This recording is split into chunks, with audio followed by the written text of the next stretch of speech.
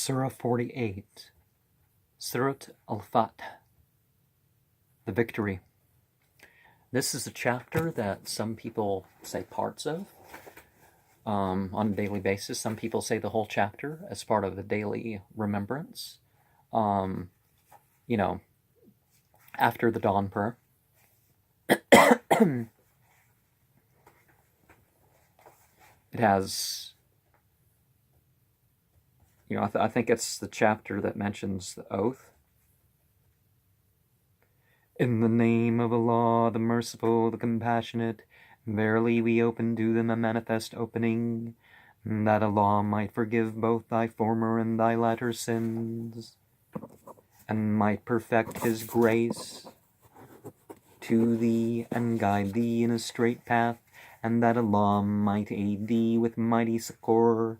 He is the one who sent down the spirit of tranquility into the hearts of the believers, that they might have an increase of faith along with their faith, for Allah's are the armies of the heavens and the earth, for Allah is knowing wise, that he may make the believers male and female enter gardens beneath which rivers flow, wherein they are to abide eternally, and that he may expiate for them their evil deeds, and that with Allah is the great felicity, and that he might punish the hypocrites, male and female, and the associators, male and female, who think evil with regard to Allah. For them is a circuit of evil, for Allah is angered with them, and has cursed them, and has prepared Gehenna for them. How evil a destination! Allah's are the armies of the heavens and the earth, for Allah is sublime, wise. We have sent thee as a witness, a bringer of good tidings, and a warner.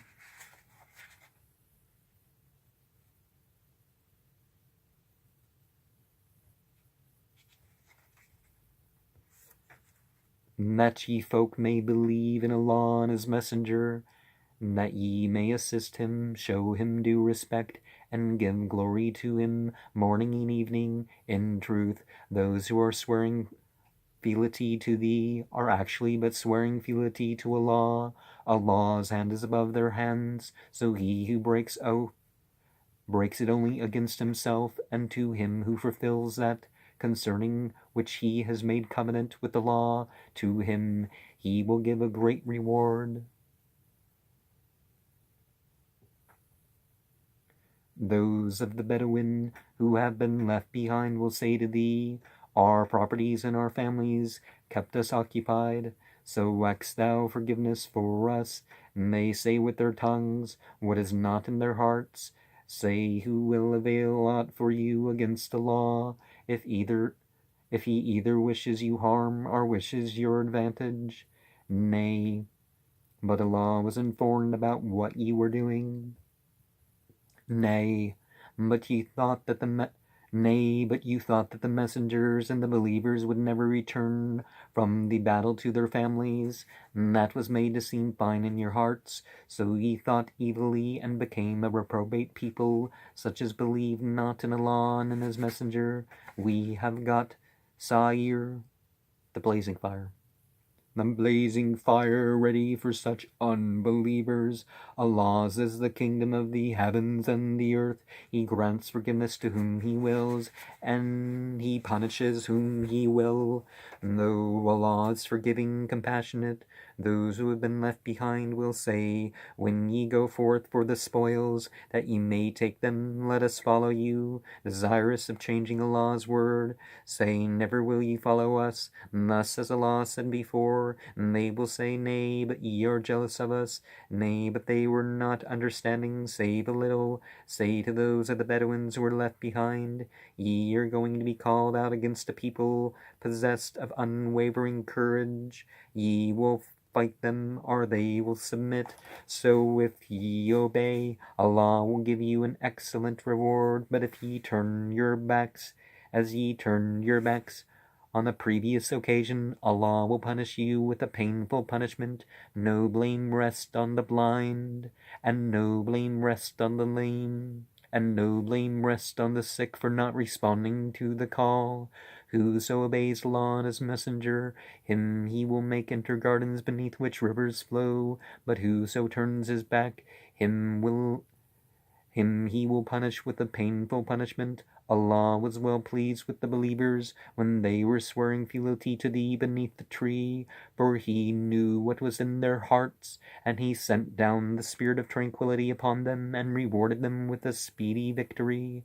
And much spoils they might take, for Allah is sublime, wise. Allah promised you much spoils that ye might take. So he hurried this along for you and restrained the hands of the people from you, so that it might be a sign to the believers and might guide you in a straight path. But other spoils ye were not able to take, those hath Allah compassed. For Allah is powerful over everything. Had those who disbelieved fought you, they would have turned their flanks, but they would find no guardian, no helper. This is Allah's custom, which was put into effect in earlier times, and thou wilt never find any changing in Allah's custom. He is the one who restrained their hands from you and your hands from them in the interior of Mecca, after he had given you the victory over them, and Allah was observing what ye were doing. They were the ones who disbelieved and kept you away from the sacred shrine, so that the offering was prevented from reaching its place of sacrifice. And had it not been for men and women believers, of whom ye did not know, and whom ye might have trampled down, and a crime come upon you because of them unknowingly, that Allah may cause to enter his mercy whom he will, and Allah would have settled all this. Hadn't they been separated out, we should have punished those among them who disbelieved with a painful punishment. When those who disbelieve set fierce zeal in their hearts, the fierce zeal of paganism, the fierce zeal of misassociation, then did Allah send down his spirit of tranquility upon his messenger and upon the believers, causing them to cleave to the word of piety, seeing that they were the best entitled to it and most worthy of it. Allah is knowing about everything. Allah has brought true for his messenger the vision in which he has said, ye will assuredly enter the sacred shrine safely if Allah wills, some of you with your heads shaven, others with hair short cropped, without your being afraid. He knew what ye did not know, and he appointed even before that an early victory. He is the one who has sent the messenger with guidance in the religion of truth, that he may make it victorious over all religions. Allah sufficeth as a witness. Muhammad is Allah's messenger, and those with him are strong against the unbelievers, compassionate amongst themselves. Though thou seest them bowing, prostrating in obedience, desiring some bounty from Allah and his acceptance, and their faces are marked by the traces of prostration. That is their similitude in the Torah, and their similitude is in the gospel. And their similitude in the Gospels.